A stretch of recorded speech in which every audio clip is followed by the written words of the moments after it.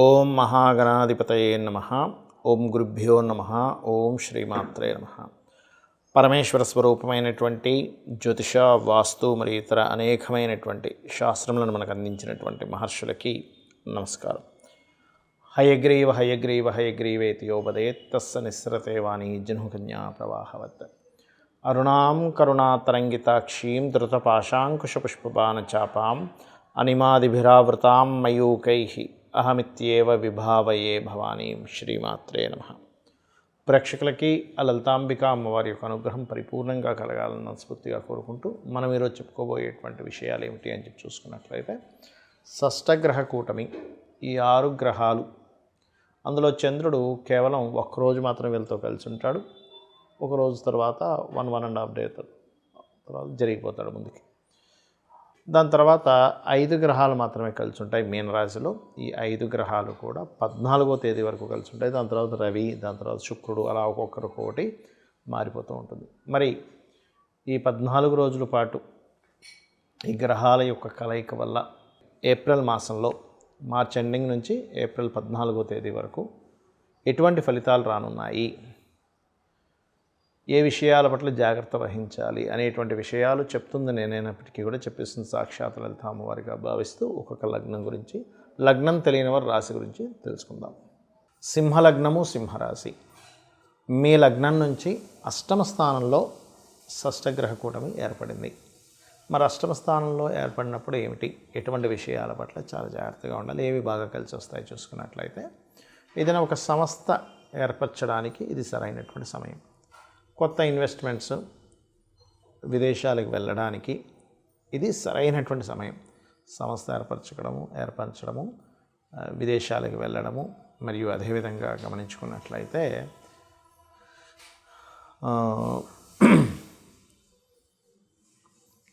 ఈ యొక్క పర్టికులర్గా ఏంటంటే, మీరు ఏదైనా చూడండి, కొత్త నిగూఢమైనటువంటి విషయాలు తెలుసుకోవడం సాధనా మార్గంలో, ఇటువంటివి బాగుంటాయి చెప్పాలంటే. మరి ఏ విషయాల పట్ల జాగ్రత్త వహించాలి, ఉద్యోగం, ఏదైనా ఇంటర్వ్యూకి వెళ్ళినప్పుడు అప్పులు ఇవ్వడం తీసుకునేటువంటి అంశాల్లో, లోన్స్ సంబంధించినటువంటి విషయంలో చాలా జాగ్రత్తగా ఉండాలి. గుర్తుపెట్టుకోండి, లోన్ విషయంలోని, ఉద్యోగ సంబంధించిన విషయాల్లో, ఇట్లాంటి విషయాల్లో చాలా కేర్గా ఉండాలి. అలాగే మరొక విషయం ఏంటంటే, ఇక్కడ ధనస్థానంలో కేతు ఉన్నాడు కాబట్టి మీకు ఎటువంటి ధనము ఇచ్చేటువంటి విషయాల్లో కానీ, తీసుకునేటువంటి విషయాల్లో కానీ కాస్త జాగ్రత్తగా ఉండండి, అందులో ఎటువంటి సందేహం లేదు. అలాగే మరొక విషయం ఏంటంటే, ఇక్కడ ఈ యొక్క సింహలగ్నం లేదా సింహరాశి వారు కొంచెం హీట్ రిలేటెడ్, అంటే వేడికి సంబంధించినటువంటివి, లేదా జలుబు చేయడం, కోల్డ్ రిలేటెడ్, ఇట్లాంటివి కొంచెం ఎదుర్కొనేటువంటి ఛాన్సెస్ ఉంటుంది. హెల్త్ రిలేటెడ్ సంబంధించిన విషయంలో కూడా చాలా కేర్గా ఉండండి. ఇక మీరు చేయవలసినటువంటి దేవతారాధన, దక్షిణామూర్తి యొక్క స్తోత్ర పఠనము, దత్తాత్రేయుడి యొక్క ఆరాధన ఎక్కువగా చేయండి.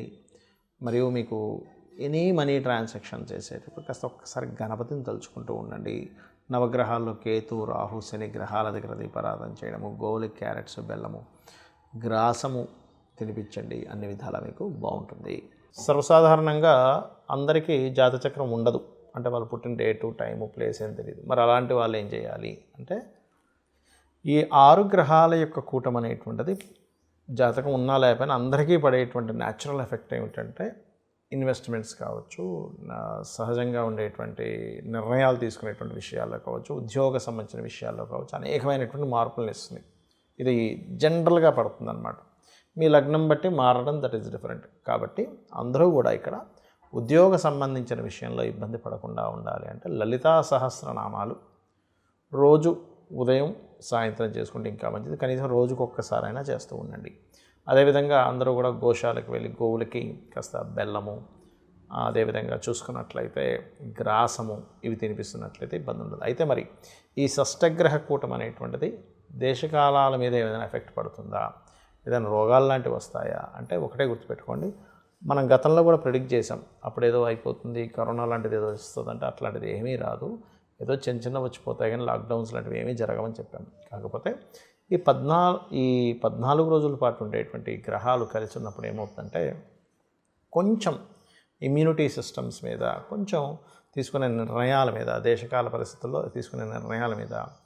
అదేవిధంగా ఇక్కడ మీకు ఈ 6 గ్రహాలు ఇక్కడ ఉండగా ఇక్కడ కుజుడు ఇక్కడ ఉంటున్నాడు 3వ స్థానంలో. కాబట్టి ఏంటి, కొన్ని సరిహద్దుల్లో కొన్ని దాడులు లేనట్లయితే ఈ పర్టికులర్గా ఈ శని రాహువులు కలిసినందుకు మీన రాశిలో పెద్ద పెద్ద పీఠాధిపతులకి, గురువుల మీద కొంతవరకు ఎఫెక్ట్ కలగడము, కొంత ఈ రాజకీయ సంబంధంగా ఉండేటువంటి కొన్ని మత సంబంధంగా, రాజకీయ సంబంధంగా ఉండేటువంటి విషయాల్లో కొంతమంది ఒక చూడండి, ఇప్పుడు గ్రహాలు ఎలా అయితే ఆకాశంలో ఉంటాయో దాని యొక్క ఎఫెక్ట్ భూమి మీద సేమ్ యాజ్ ఇట్ ఈజ్ అలాగే చూపిస్తుంటుంది. అంటే ఏంటి, 6 గ్రహాలు కలిశాయి.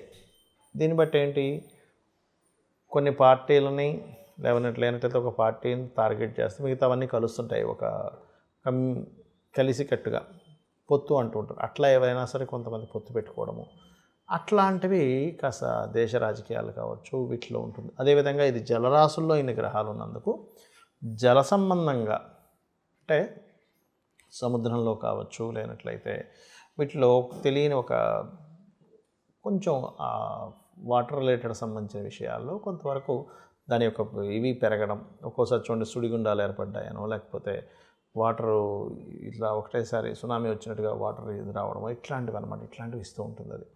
అలాగే మరొక విషయం ఏంటంటే, ఇక్కడ ప్రధానంగా ఈ 6 గ్రహాల కూటమి అనేటువంటిది రాజకీయ సంబంధించిన విషయాల్లో మార్పులను ఇస్తుంది, గుర్తుపెట్టుకోండి.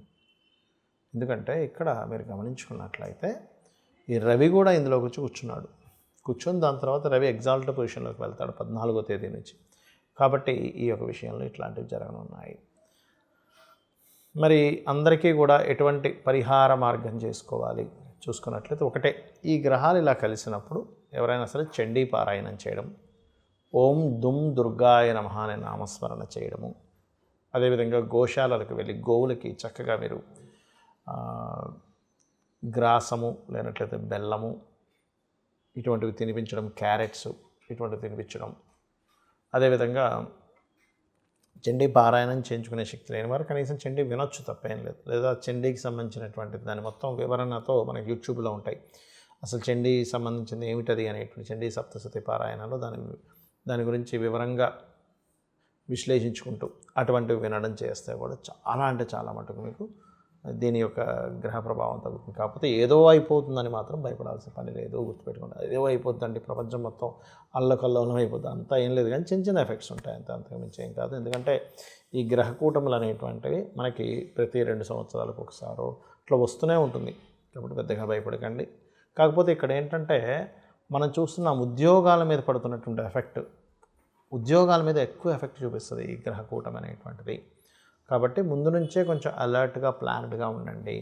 ఇంకొక సపరేట్గా మనం ఆల్రెడీ ఇక్కడ కుంభంలోకి ఎంటర్ అయ్యేటప్పుడే 2.5-3 ఏళ్ళ క్రితం మనం ప్రిడిక్ట్ చేసాం. ఏంటి, ఉద్యోగ సంబంధించినవి తగ్గుతూ ఉంటుంటాయి ఏఐ అనేటువంటిది రావడం వల్ల. కాబట్టి ఎవరికి వారు సొంతంగా ఏదైనా బిజినెస్లు చేసుకుంటుండాలి. సో అందుకని ఏంటంటే మీకు మీరుగా ఏం చేసుకోగలరు, తక్కువ ఇన్వెస్ట్మెంట్తో ఏం చేసుకోగలరు అనే ప్లానింగ్స్ ఎక్కువగా వేస్తూ ఉండండి. బికాజ్ ఆఫ్ ఈ శని ఇప్పుడంటే మీనంలోకి వస్తుంటాడు, కానీ ఇంకొక 2 సంవత్సరాల దాదాపుగా 2 సంవత్సరాల 1 నెల 2 నెలల తర్వాత ఇక్కడికి వెళ్తాడు మేషంలో, అంటే నీచ పొందుతున్నాడు. కాబట్టి ఈ యొక్క విషయంలో జాగ్రత్తగా ఉండండి. అందరూ కూడా అమ్మవారి యొక్క నామస్మరణ, అందులో ముఖ్యంగా ఉద్యోగం పోకుండా ఉండడానికి ఓం శ్రీమాత శ్రీ మహారాజ్ని శ్రీమత్ సింహాసనేశ్వరి నమః అని చేసుకోండి. అమ్మవారి అనుగ్రహం మీకు పరిపూర్ణంగా కలుగుతుంది. శ్రీమాత్రే నమః.